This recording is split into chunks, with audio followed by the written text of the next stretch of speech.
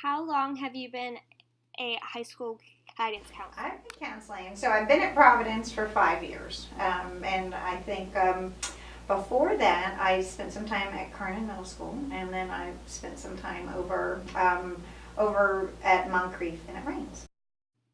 Is there a difference between being a counselor at a private school versus a counselor at a public school? A couple things. When you're in a private school, especially where I am at Providence, we get to pray. And that's a really neat part of the ministry that I get to do. And in public school, there's a very clear, separation of church and state, which I respect completely because you want to honor all religions and faiths. And so we don't have that opportunity. But being in this environment, sometimes that's exactly what students need as far as counsel. The other thing I would say, being in public school, I had a different type of student. I had a more diverse group of students, and I really, really enjoyed that. Especially over my time at Rains and Reebok, we had some good early college programs, and in that side of town, that's kind of where students, we call them traditionally underserved. They don't quite get the resources that others might have. So I really, really enjoyed being with those students. I think the needs were different as far as it was less focus on strictly college counseling as much as over in those type of environments. We really got to help students fulfill all of their needs, their personal needs, their needs as far as just even shelter and what they were eating, and making sure that they were staying healthy so they had an opportunity to excel in classes and excel in the college application process. What is the process you have to go through in helping students get into college? Well, and you probably remember this from our days, but the college application process is complex.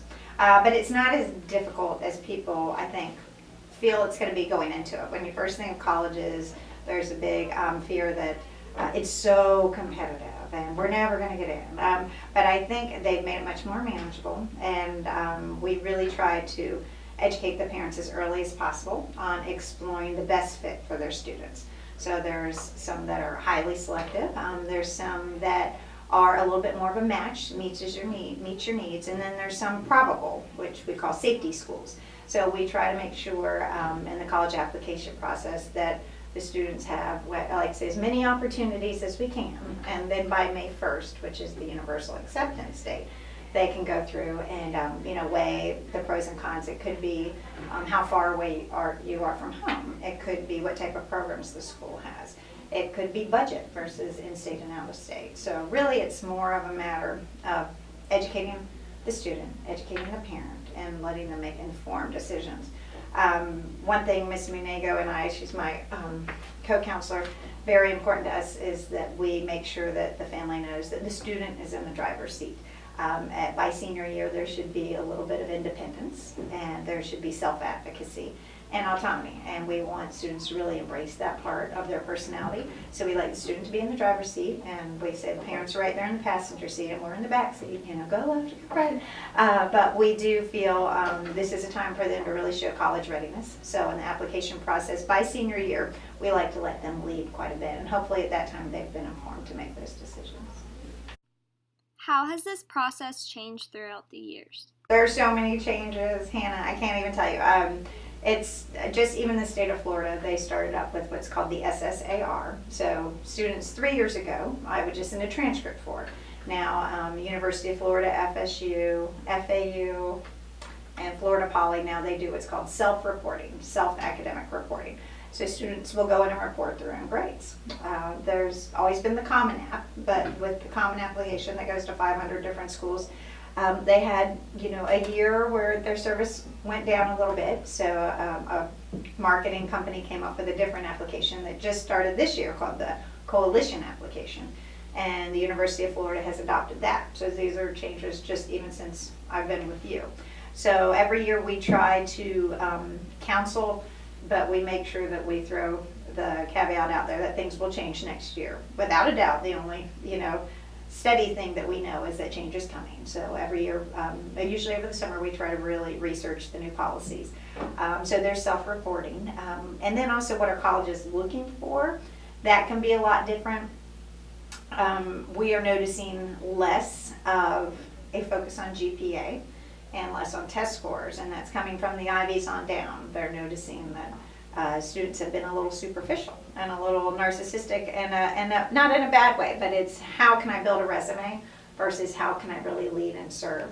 So one thing we're really noticing in applications is they want students to document where they've been leading over a year and something they're very passionate about. That way it's not, I'm building a resume, it's, am I a true leader in my community? So it's always changing, and I have no doubt it will keep evolving. So as we always say, we've never arrived. We are always learning, and we're very thankful that we get to kind of stay on top of it for our students.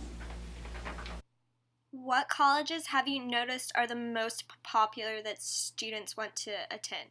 All right. Well, we're in Florida. We have our flagship schools, so we're going to have our big schools. We have Florida, FSU, UCF.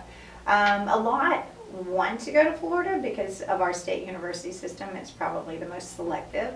But then a lot know that might not be a good fit for where they are as far as their numbers. Of course, UCF is one of the largest colleges nationwide, so many like to apply to that school. And many find that even though it's a huge college, it's actually, it's almost like its own little city, like the city of UCF. So students are surprised how much they like that. So I would say, being the fact that many students have Florida prepaid and they're very tight with their families, most like to stay in the state university system. Tell me about the changes you think are going to happen in the next few years in the counseling field. I do see a lot of changes coming down the road, and I think something that we're hearing more and more of is that colleges are putting less importance on college entry scores. I'm not saying that they're going away, but they're realizing you can have a very great student who's not a great test taker.